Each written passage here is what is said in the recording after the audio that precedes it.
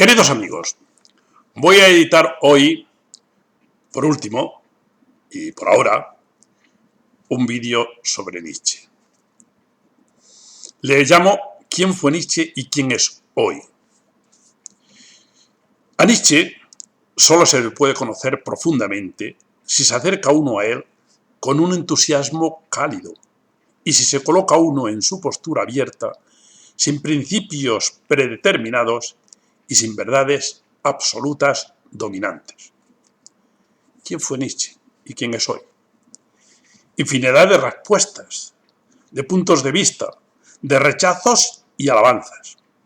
Todo el mundo dice algo sobre Nietzsche, aunque solo sean 4 tópicos, pero en realidad poca gente lo ha leído, menos aún lo ha entendido, y pocos de los que lo han entendido tienen vigor y fuerza de voluntad para seguirlo. Yo voy a intentar tratar este tema en 4 puntos. Primero, Nietzsche fue un filósofo original, como filósofo de la exaltación, como filósofo de la denuncia, del aviso, de la advertencia, como filósofo de la propuesta. Segundo, Nietzsche fue un filósofo incomprendido, rechazado, desconocido, ignorado, mal interpretado. Él lo supo. En los capítulos de la ciencia y del hombre superior de la 4ª parte de Así habló Zaratustra, se da buena cuenta de ello. ¿Por qué fue, tercer punto, y es rechazado? ¿Es culpa suya? ¿Podemos condenar a un autor al que no entendemos alguna de sus obras? ¿Es culpa de este autor nuestro desconcierto? Cuarto punto. ¿Ha cambiado la situación en el presente? Yo lo dudo, exceptuando al pensamiento francés, en el que Nietzsche está muy bien estudiado y valorado. En la mayoría de las universidades se haría lo mismo que se hizo en la Universidad de Basilea. Voy a utilizar para este vídeo, para esta conferencia, 3 textos fundamentales de Nietzsche. El nacimiento de la tragedia, un texto intempestivo, ensayo de autocrítica sobre este libro, y de la ciencia y del hombre superior, que son 2 capítulos de la 4ª parte de Así habló Zaratustra. Una pequeña precisión terminológica antes de seguir. El pesimismo y el optimismo. La realidad y la apariencia. Mucha ironía tiene Nietzsche en este tema. ¿Qué es pesimismo? 2 perspectivas. Desde la perspectiva de los racionalistas ilustrados, aquellos señores que se interesan por temas tremendos, feos, horrorosos, no pacíficos, diferentes, son unos pesimistas, porque se interesan por la música, el arte, la tragedia, con lo bien que vivimos estudiando asuntos claros, transparentes, y venís aquí vosotros a calentarnos la cabeza. Desde la perspectiva de los que se dedican a estudiar estos asuntos, el pesimismo es realismo, es la fortaleza, es el pesimismo de la fortaleza, pues para ellos la predilección intelectual por las cosas duras, horrendas, malvadas, problemáticas, estremecedoras, las tragedias de Prometeo o Edipo Rey, por ejemplo, no es una acción basada en una tendencia malévola o propia de un loco. Es una sensibilidad originaria que procede de la abundancia y de la sobreabundancia de riqueza interior de la existencia. Esta tendencia, además, es la que estudia y comprende la verdad, de verdad, la vida, porque procede de la vida misma. Nietzsche es el filósofo de la exaltación. ¿Pero qué es lo que ensalza a Nietzsche? En efecto, él descubre el valor de la región de los afectos, de la sensibilidad, de la emoción, del entusiasmo, de la voluntad, de la energía vital, de los sentires y de la región de las experiencias vitales. Nos habla con pasión y sensibilidad profunda de poesía, música, arte y vida. La música para él es el estado elevado de arrobamiento en el que se mece la esencia misma del ser.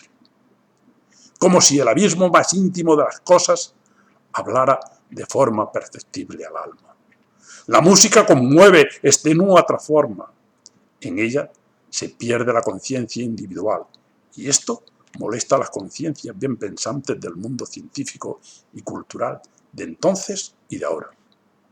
La música provoca una sensación y una experiencia integradora y total. ¿Qué sucede de verdad cuando oímos a Mahler o a Beethoven? ¿Qué parte de nuestro ser se transforma y conmueve? ¿Es un tema menor desear averiguarlo? El arte en general, que nos aleja de la nada, del aburrimiento y del absurdo, se convierte, según Nietzsche, en el auténtico placer. Sin él no será posible ninguna salvación. ¿Dónde está, sin embargo, el arte en nuestros días? ¿Quién lo crea? Y sobre todo, ¿con qué finalidad se crea? Nietzsche concibe al ser humano como un semillero de sentires, entusiasmo, placeres y pasiones, y defiende que esta es la auténtica región de la vida, de la libertad y de la esencia de la esencia.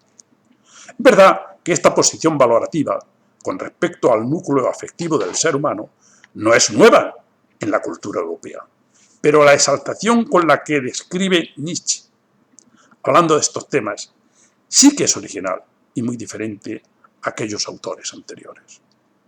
¿Pero de qué estamos hablando? ¿Hablar de estas materias es serio? Por favor, es la ciencia la que debe interesarnos, insisten siempre los pensadores oficiales. Sin embargo, Nietzsche se ocupa de los mitos, de los griegos, del nacimiento de la tragedia, y nos dice que la región más importante del ser humano, aquella que conecta con los latidos de nuestro corazón batiente, está desplazada, condenada, arrinconada, despreciada. Nos propone al mismo tiempo un giro radical en el escenario histórico, cultural y vital del ser humano. Y no nos damos cuenta. Ni ahora, ni se dieron cuenta cuando él lo dijo entonces. Sin embargo, Nietzsche expone la exaltación de estos temas de forma clara en su libro El nacimiento de la tragedia y en obras posteriores. Sin embargo, siendo un libro original y excelente, le acarreó infinidad de problemas que le provocaron, al final, que tuviera que abandonar su puesto de catedrático en la Universidad de Basilea. Él mismo redactó un ensayo de autocrítica 16 años después de haber escrito este libro, que se publicó por primera vez en 1872. ¿Qué se dice en realidad allí? Nietzsche, a través de infinidad de referencias, ejemplos y descripciones, nos presenta el mundo del sueño, de la embriaguez feliz y de las alegrías primaverales como los auténticos latidos de la vida y del vibrante corazón que clama. A toda esta región, alejada del control mental y de la conciencia despierta, le llama Nietzsche lo dionisiaco y lo relaciona con el arte, con la música y con la auténtica salud vital de la existencia. Es la región en la que habita la reconciliación entre los seres humanos y la naturaleza. Importantísima idea ecológica, creo yo. A este corazón benigno, según Nietzsche, se acercan los animales, y la tierra ofrece en esa reconciliación todos sus dones. Es el mundo de flores y guirnaldas, de la libertad y armonía universal.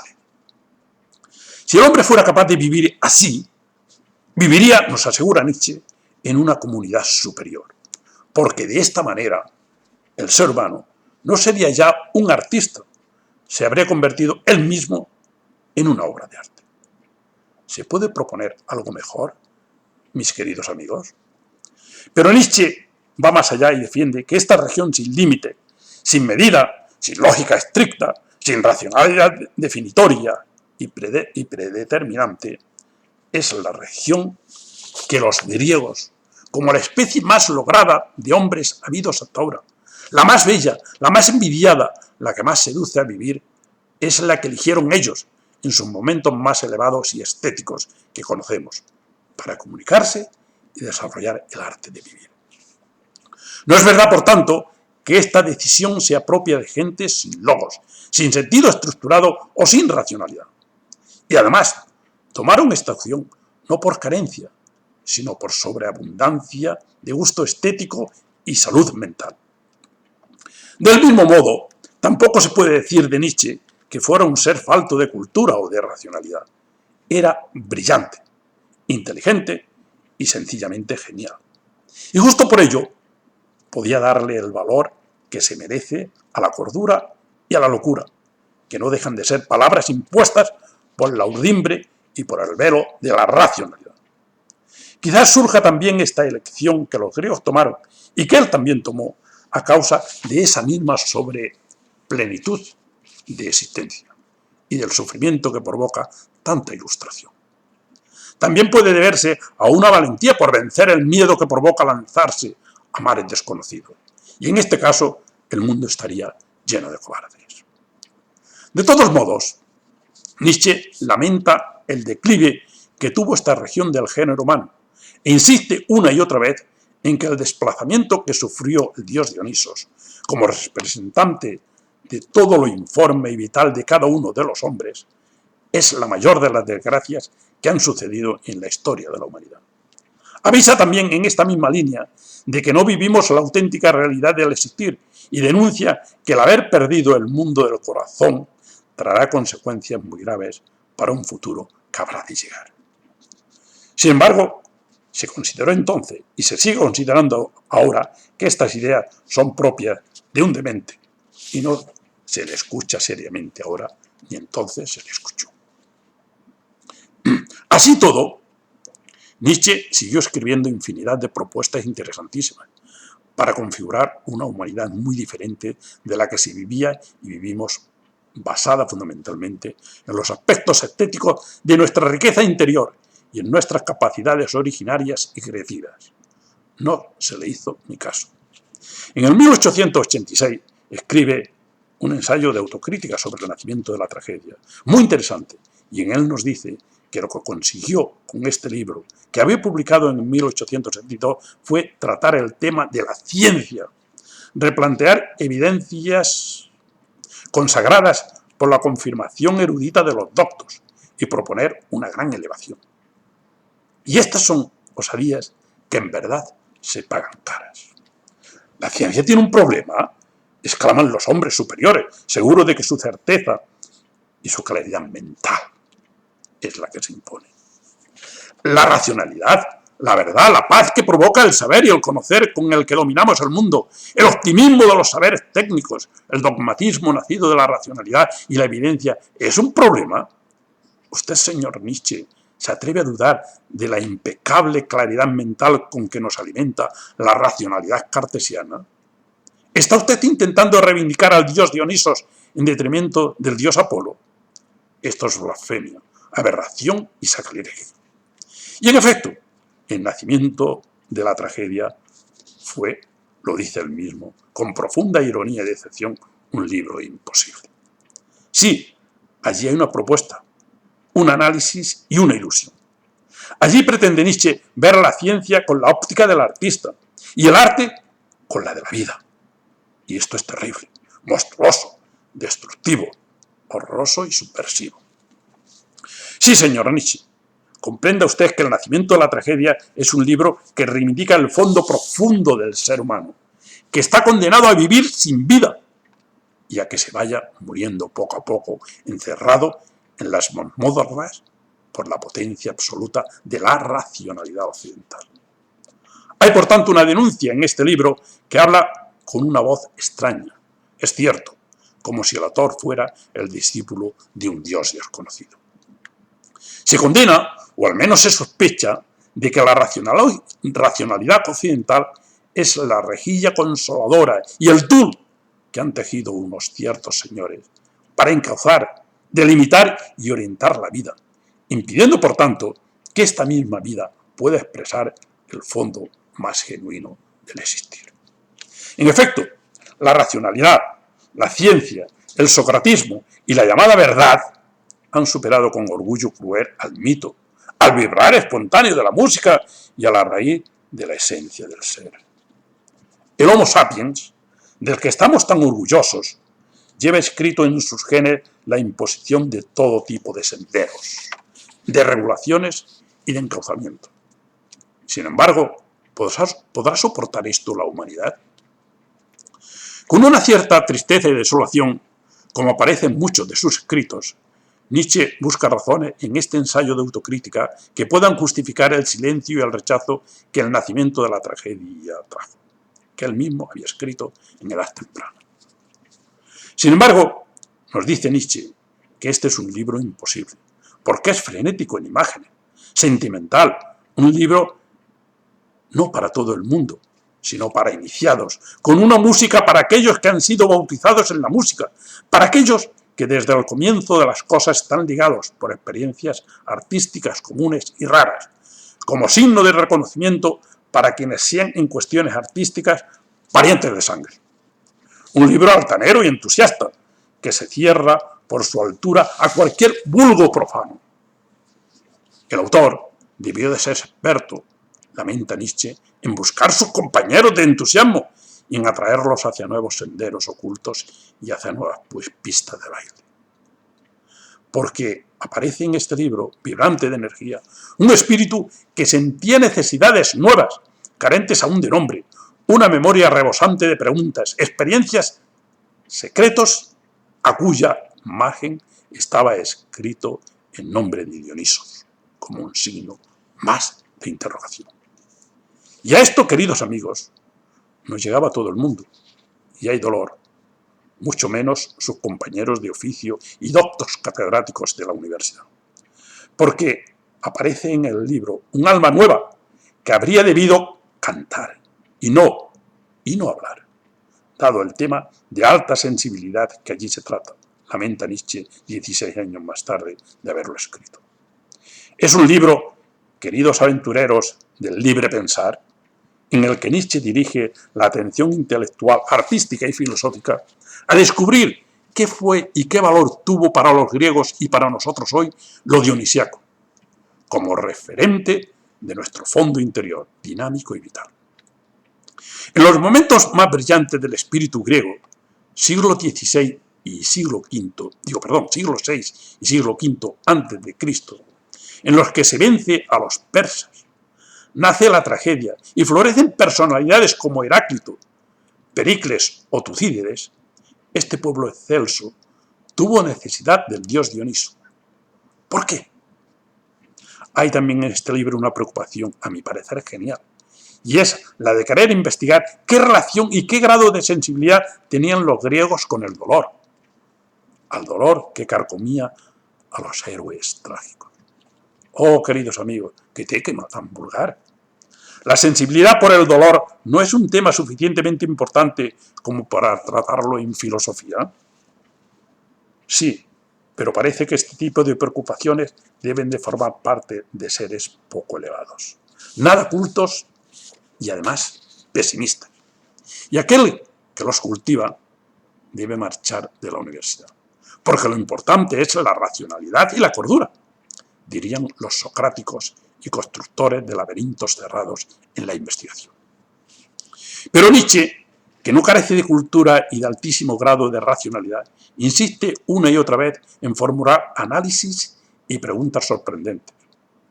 Pero lo sorprendente no es por sí mismo condenable. Lo que sucede, y esto también debería ser analizado, es que cuando se habla del mundo griego, se insiste una y otra vez en que fueron los griegos los que desplazaron el mito e impusieron la lógica y la racionalidad, y se da por sentado que este acontecimiento fue trascendental para la humanidad y para la cultura occidental. Yo soy griego hasta la médula, me decía un día un optimista de estos que se sienten perfectos porque creen conocer bien a Sócrates y a Platón, pero no quería saber nada de Dionisos de los griegos, de los otros griegos. Sin embargo, Nietzsche se atrevía a poner en tela de juicio estas evidencias y formulaba fardo de difíciles cuestiones, según su propia expresión. ¿Y si ocurriera que los griegos tuvieron precisamente, en medio de la riqueza de su juventud, la voluntad de lo trágico y fueron pesimistas? Que fue justo la demencia, para emplear una frase de Platón, la que trajo las máximas bendiciones sobre la Hélade. Y que por otro lado, y a la inversa, fue precisamente en tiempos de su disolución y debilidad cuando los griegos se volvieron cada vez más optimistas, más superficiales, más comediantes y también más ansiosos de lógica y de logicización del mundo. Es decir, a la vez más joviales y más científicos. ¿Y si tal vez, a despecho de todas las ideas modernas y de los prejuicios del gusto democrático, pudieran la victoria del optimismo, la racionalidad predominante desde entonces, el utilitarismo práctico y teórico, así como la misma democracia de la que fueron contemporáneos, ser un síntoma de fuerza declinante, de vejez inminente, de fatiga fisiológica, y precisamente no el pesimismo de lo dionisiaco? Pero fijémonos que además en el libro Nacimiento de la tragedia reaparece en varias ocasiones la agresiva tesis de que sólo como fenómeno estético está justificada la existencia del mundo. Es el libro del profeta de un Dios que coloca a la vida más allá del bien y del mal, y que goza eternamente, libre de necesidades y obligaciones impuestas por la racionalidad y por la ética, del devenir constructivo y destructivo de la realidad obstinada y persistente del devenir del ser. Es verdad, continúa Nietzsche, entre advertencias y reflexiones solitarias, que lo esencial en toda esta metafísica de artista está en que ella delata ya un espíritu que alguna vez, pese a todos los peligros, se defenderá contra la interpretación y el significado morales de la existencia. Es decir, también plantea temas de moralidad, y por tanto no debería de extrañar que un libro así fuera silenciado o condenado. Pero yo sí siento una cierta extrañeza, y creo que lo monstruoso debería consistir en que muy poca gente se extrañe del rechazo, silencio o condena que hubo de sufrir Nietzsche por defender las tesis que defendía en este libro y los libros siguientes que escribió. Al final de esta obra hay también una propuesta ingenua e ilusoria, pero posible: realizar el auténtico renacimiento del mundo griego, integrando en él lo dionisiaco y lo apolíneo, en esta mezcla de música, de mito y de representación racional de la existencia, tan brillante y atractivo como los pinta Nietzsche en el Nacimiento de la tragedia. En todo caso, nos podemos hacer una idea del revuelo que produjo en la universidad y en la intelectualidad de su época este fardo de preguntas nuevas y atrevidas. Pero yo me pregunto, ¿son tan intempestivas y nefastas? ¿Es tan perverso y demente hablar de los sentimientos? Sea como fuere, el caso es que Nietzsche se convirtió en un filósofo incomprendido, rechazado, ignorado y mal interpretado. ¿Pero fue suya la culpa? En absoluto. La culpa es de los ignorantes, envidiosos y dogmáticos profesores que ocupaban los puestos de la universidad, y de aquellos que como hombres superiores han de velar por la pureza de la ciencia y de la verdad impuesta. Sencillamente es vergonzoso, señores catedráticos de todo tipo de universidades, porque casi todos son iguales. Como hipocresía y disimulos lo sacasteis de la enseñanza universitaria. ¿Cómo es posible que esta institución, que ha de ser centro de crítica y comprensión, no sea capaz de integrar en su seno a un pensador así de original? ¿Qué argucias, trampas y malos modos debieron utilizar contra él para que a todo un Nietzsche se le matricularan después de publicar este libro solo 2 o 3 alumnos en sus cursos trimestrales? El problema no es de Nietzsche. El problema es del resto de los intelectuales que no lo entendieron, pero sí lo malinterpretaron, porque en lo que a sensibilidad artística se refiere, estaba muy por encima de ellos. ¿Se le estudia y entiende actualmente? Mirad, si Nietzsche pudiera estar presente en las salas de conferencias y cursos que se imparten acerca de su pensamiento, se saldría desolado en un 99% de los casos. Nietzsche es un filósofo muy serio, que dice cosas a la humanidad que son muy dignas de ser reflexionadas. No dijo con claridad que el Homo sapiens, que somos todavía nosotros, estuviera en peligro de extinción o que no vaya a tener futuro el actual género humano, que es científico y racionalista, pero lo dio a entender en muchas ocasiones. Porque para él, los elementos más valiosos de nuestra realidad personal y social están desplazados o simplemente rechazados, y denunciar esta situación no es nada banal. Estas ideas le causaron a Nietzsche muchos problemas personales, pero él no se amedrentó y siguió con ellas y con el resto de intempestivas que fue descubriendo durante toda su vida. ¿Qué le había sucedido en realidad? ¿Tenía motivos para el escepticismo y la decepción? Solamente quiero hacer alusión a dos muestras significativas. Primera, cuando Nietzsche estudiaba en la escuela de Forta, escribió una redacción sobre Hölderlin, uno de los poetas más excelsos que han existido jamás. El comentario de su profesor es digno de ser enmarcado para toda la posteridad. Le dijo así el distinguido profesor: debo de formular al autor, es decir, al joven Nietzsche, el consejo amistoso de que se aficione a un poeta más sano, más claro y más alemán. ¿El problema es aquí de Nietzsche o es de aquellos doctos profesores de ayer y de hoy que carecen por completo de vocación, altura y sensibilidad? El segundo ejemplo desolador que aporto se refiere a las palabras que le escribió su admirado profesor Friedrich Nietzsche cuando Nietzsche le solicitó una opinión sobre el nacimiento de la tragedia, que se acababa de publicar y sobre el que este profesor guardaba silencio. Le dijo al fin lo siguiente, después de que en sus diarios ya había calificado al libro de ingenioso devaneo. Le dijo: soy demasiado viejo para lanzarme por caminos totalmente nuevos de la vida y del espíritu. Este es el problema de nuestra cultura. Cansancio, decadencia, optimismo, seguridad, dogmatismo y vejez. Y este es el problema que debe sufrir cualquier innovador. Nietzsche, que ya había padecido en sus propias carnes estas condenas por parte de la ciencia y por parte de los hombres superiores, dedica 2 capítulos sobre ello al final de Así habló Zaratustra. Sorprendentes capítulos los dos. Aparece en el capítulo dedicado a la ciencia un mago que solo con empezar su canto, todos los que se hallaban reunidos cayeron como pájaros, sin darse cuenta, en la red de su astucia y melancólica voluptuosidad. Solo el concienzudo del espíritu no había quedado preso en ella, y le exclamó al mago: ¡aire! ¡Dejar entrar aire puro! ¡Ay de todos los espíritus libres que no se hallan en guardia contra tales magos! Perdida está su libertad, dice el concienzudo del espíritu un poco más abajo. Al final de este entrecruce de ideas y posturas, llega Zaratustra y oye el tema del que en ese momento estaba hablando el concienzudo. Y Zaratustra le arroja un puñado de rosas y se dirige y se ríe de sus verdades, a las que pone inmediatamente cabeza abajo. No es el miedo, sino el valor a la aventura y al gusto por lo incierto, lo que constituye enteramente la prehistoria del hombre, dice Zaratustra.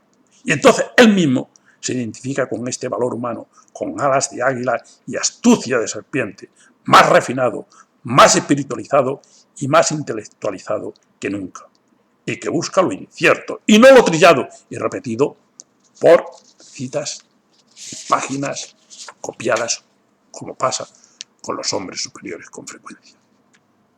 Agudizó entonces Zaratustra sus propiedades desmitificadoras, y de entre todos los que estaban sentados se levantó como una pesada nube.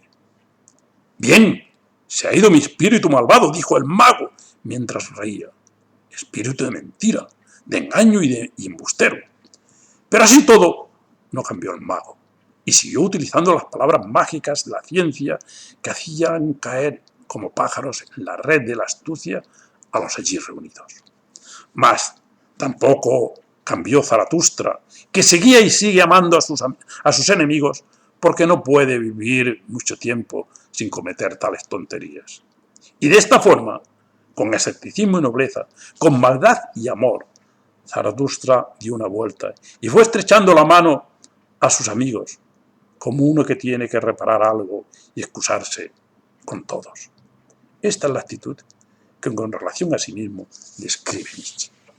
Pero, queridos amigos, cuando Zaratustra, una vez realizadas estas formalidades, llegó a la puerta de su caverna, y aquí que tuvo deseos de salir de nuevo al aire puro, de fuera, y a sus animales. Y se escabulló fuera, hacia el bosque y la montaña. Todo esto lo narra Zaratustra después de que Nietzsche había intentado enseñar a los hombres superiores, aquellos que le sacaron de la universidad y le dejaron solo, que le impusieron que lo importante no es trabajar por conservar al hombre, sino que la tarea es de superarlo. Esa es la idea de Nietzsche. Lo importante, queridos profesores, no es conservar al hombre, lo importante es superarlo, sin miedo y con orgullo, aunque a veces solo se vea el abismo que hay enfrente. Sí, queridos amigos, y aquí en este capítulo del hombre superior sí que Nietzsche es más crítico y orgulloso y les dirige unas cuantas advertencias, empezando por una admiración y una pregunta. ¿Pero por qué sufre el hombre superior? ¿Por qué se preocupa, trabaja y se desvela? Por él mismo, contesta, denunciando el egoísmo que con frecuencia les invade y señalando al mismo tiempo su falta de honestidad. Estos señores superiores que quieren subir y desean siempre por encima de sus atribuciones y de su capacidad, son falsos ante sí mismos, gente de ojos viscos, madera carcomida y blanqueada, cubiertos con mantos de palabras fuertes, de virtudes apasionadas, de obras falsas y relumbrantes, dice textualmente Federico Nietzsche. Pero atended, queridos amigos, que a Zaratustra aún le quedan piropos para aquellos hombres superiores que además son llamados los doctos. Guardaos también de los doctos, pues ellos son estériles, tienen ojos fríos y secos, ante ellos todo pájaro yace desplumado. Y para aquellos científicos y redactores de tesis doctorales que repiten y copian más que inventan, también tiene Zaratustra algunas exhortaciones que enviarles. Si queréis ir a lo alto, emplead vuestras propias piernas. No os dejéis que os lleven hasta arriba. No os sentéis sobre espaldas y cabezas de otros. Y utilizando el símil de aquel que sube a caballo, sigue preguntando Nietzsche, ¿tú has montado a caballo? ¿Y ahora cabalgas velozmente hacia tu meta? Bien, amigo mío, pero también tu pie tullido va montado sobre el caballo.